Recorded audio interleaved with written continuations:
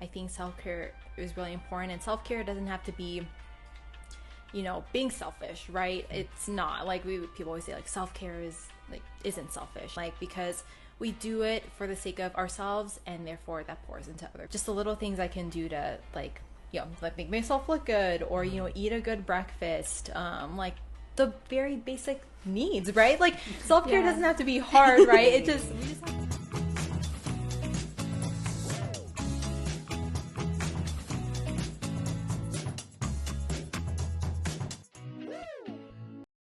All right, as we continue our conversation on self-care and in connection to our faith, again, we still have Megan with us. Hi. Right. So, Megan, thank you again for being here and for blessing us with your presence. So, I'm going to ask our next question is that what are your tips or few ways you practice self-care? Name a few ways you practice self-care, or some self-care hacks. Ooh, or whatever. Hacks. I think one of the biggest hacks is actually like acknowledging like your emotions. I think that's a very deep thing. It's like, you know, tell us more.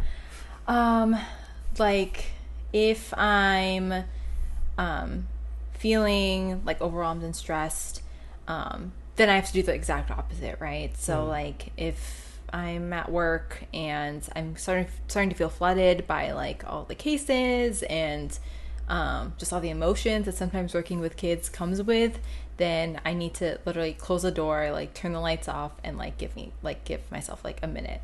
Like it's sometimes self-care doesn't have to be like something you do that's scheduled. It can happen throughout your day. It could be the 1 minute moment you have where you're letting yourself know like it's okay. Right? Like that's self-care in itself. Self-care in my mind is like, yes, it's opening up the door for God to come in and help you, but it's also in a way showing up for yourself. It's like, hey, like, you know, I think you're feeling a little flooded right now, or I think you are probably being a bit avoidant right now. Like sometimes for me, I'll say like watching a show is self-care, and it is, but up to a certain point, if I've sat for like 3 hours watching a show, I'm like, okay, I could be doing something else, and maybe I'm avoiding something that I shouldn't do. That's a whole other thing, but so there's a difference between running away and just being present. Yeah. Or being aware of what's going on. And that's a very hard distinction to make, because like, you know, self-care,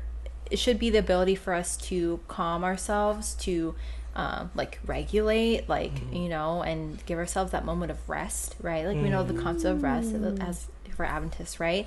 But sometimes like self-care is like doing the work. It's like acknowledging like there's a problem, or like I have like maybe an addictive behavior, or like I'm avoiding something that maybe I need to be doing now. Like for example, like or 2 weeks ago, or last week even, like I think I was talking to you about this earlier this week, where like I wasn't journaling for like 3 weeks. And I wasn't necessarily, I guess, avoiding it, but like it wasn't happening. Like there was just so much happening in my day where I was like, shoot, it's been like 2-3 weeks already.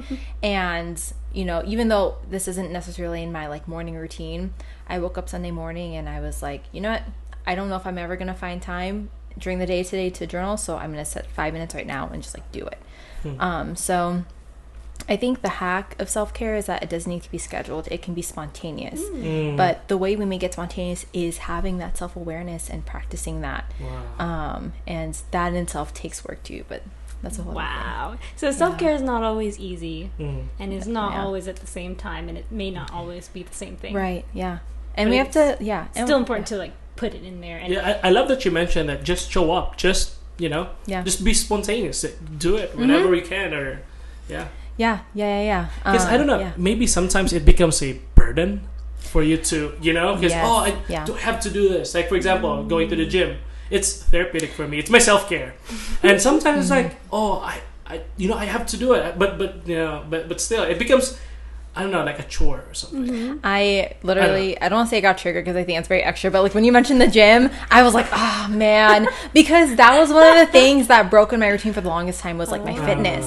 And I knew I needed it. Obviously there's a lot of like like psychological components that really help with your fitness and like all the bodily like chemicals and all these things. But at the end of the day, all those endorphins in, and I wasn't getting that. I wasn't getting enough steps in. Like all these things that you know we should be doing because it's good for us. Yet, like you said, like we place so much pressure on ourselves to perform. But like for who, you know, like as long as we're taking care of ourselves in all these aspects, like we're doing it because we know it's like good for our bodies, for the bodies that we're given, right, that we're born with. And but that can be so hard to navigate, is like the whole chore mindset and like, oh, I have to lug my like butt to the gym. And that was literally me today. I was like, I gotta go, I gotta do it. And even if it was short, we still showed up, right? And again, we can break routines. It doesn't have to be, we don't always have to follow our workout plan. Like if we want to walk on the treadmill, we go walk on the treadmill. If we want to do something else, you know, like I told myself a lot this week, because I went to the gym like one time in the evening, which I typically don't go to after work, but I ended up getting out of work early, and my mind was like, hey, you should probably go to the gym. And even though I did not feel motivated, I was reminded that like the mind follows the body. So if I just show up to the gym, my mind will eventually get there, and I can be present, and it'll click that, you know, hey, I'm showing up for myself right now, even though I don't necessarily want to. I'd rather be home laying on my bed and watching a show again, right? like doing something that maybe wouldn't be as beneficial for me because it's easier. So yeah, that's just one of the examples of how self-care can kind of look like a chore, but we just have to adopt that mindset that we gotta do it, you know? It's like, I can resonate. I mean, I can connect that with our discussion with Sabbath before. You know, because sometimes, we know the gift of Sabbath. It's awesome. It's a gift. It's wonderful. But sometimes we feel like obligated, and it becomes a chore. Like even doing church stuff. You know, it's a beautiful thing. But sometimes it becomes a burden. And I think it's okay to slow down. It's okay to appreciate. And again, we are reminded that the Sabbath was made for man, and not man for the Sabbath, you know? So, and in the same way, I think there are things like exercise and approaching your feelings and dealing with them. That's not meant to be a problem for us. It's meant to help us, even though it might not always look like that. So, I did want to ask you, what are ways that you practice self-care as a very different person, you know, a guy, the other side a of father, the spectrum. Oh, man. Someone who's a little busy in certain areas of his life. How do you practice self-care? I mean, going to the gym for sure. That's therapy for me. That's self-care for me, or being at the outdoors, or now that having a brand new baby, dude, sleep. I mean, I still got. Hey, I still got my 8 hours. What? That's huge. How? Took me 3 days. Took me 3 days, but still got my total of 8 hours in 3 days. That could never be me. I'm the person who needs 8 hours every night, or I'm cranky. And you're right. I'm a bad person if I don't have enough sleep. You know. But yeah, sleep for sure right now. Having but it's awesome.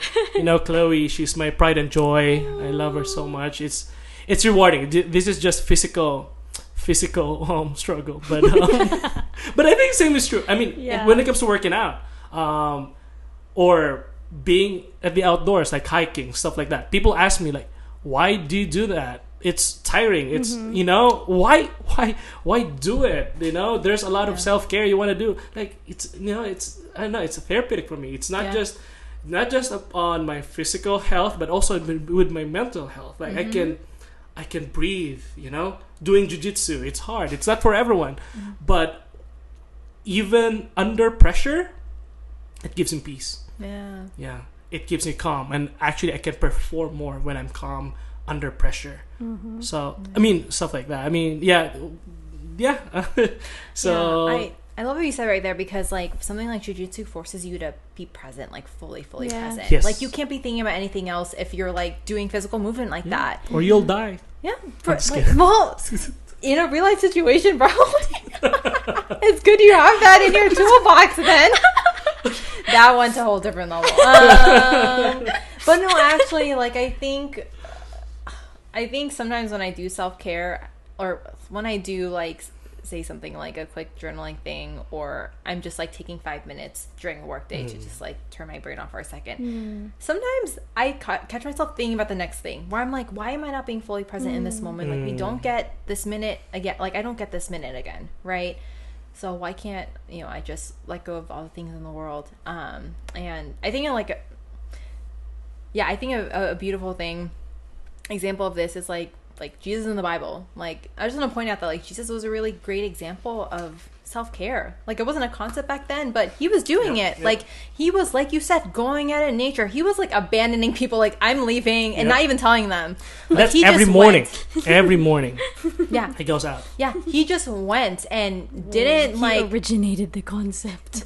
I believe it. Like like actually like, and he didn't, God was not a people pleaser. He disobeyed rules sometimes. Thank you for bringing that up. Didn't like listen to lawmakers because he was so focused on the character of God and what his mission was on earth. And we were saying, you know, in the first part, like self-care allows us to fulfill our mission on earth. And if we're so focused on the next thing we need to do, or something that's for ourselves, then we tend to lose sight of that. Kind of caught in the rat race. Yeah, exactly. Of what the world gives us. And so when I end up reading passages in the Bible about God just leaving and his disciples being like, where did he go? It's like, well, he went to be with his Father. And like, that's that. Like, no explanation needed. He comes back and he's like, okay, I'm ready to go. You know, let's do this next thing. Yeah. Bring that into what you said earlier. I'm sure that's a time where Jesus was wrestling with his emotions, and I'm sure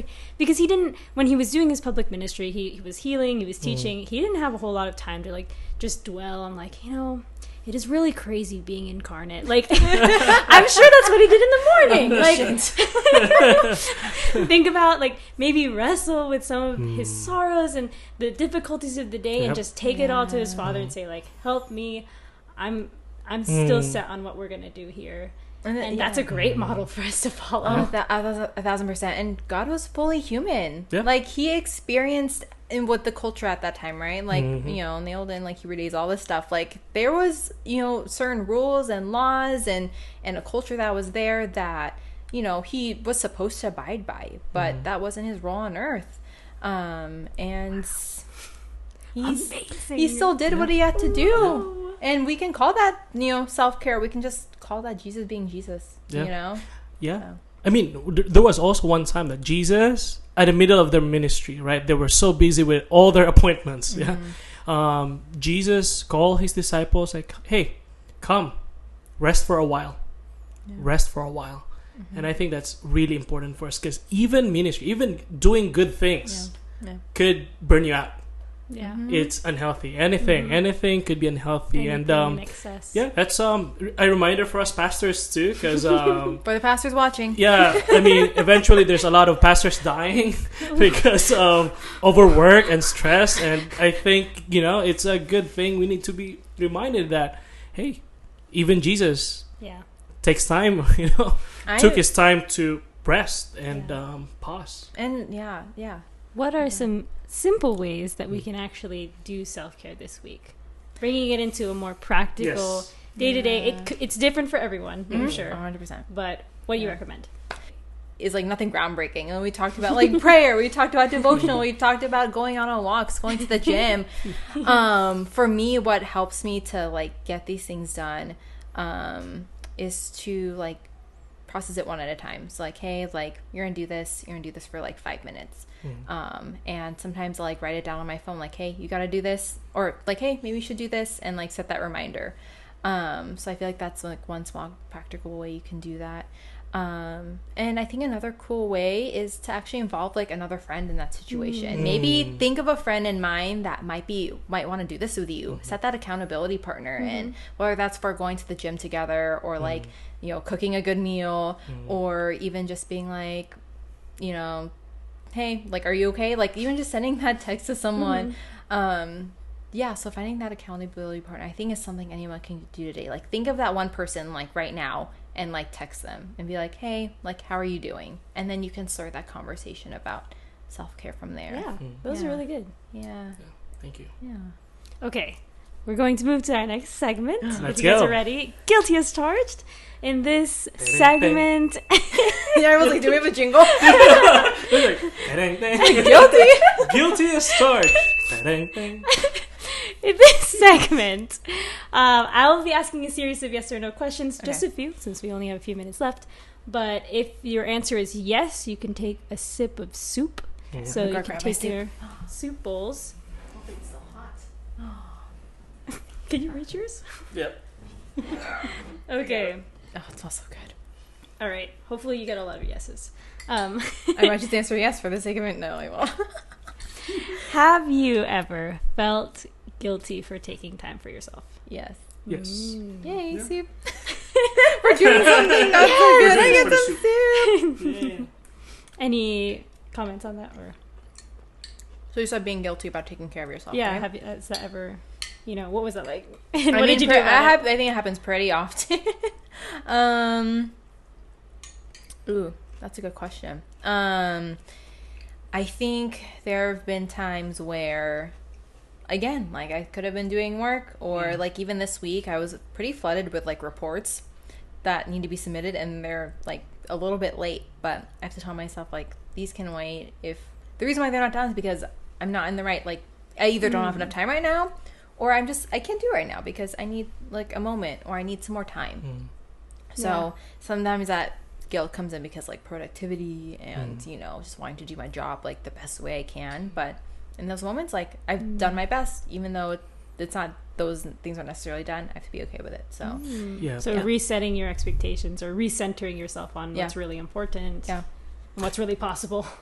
Right. And I think it's because of our wrong understanding of rest is not productive. Yeah, that's Because true. I think I should say rest is being productive. 1,000%. Yeah.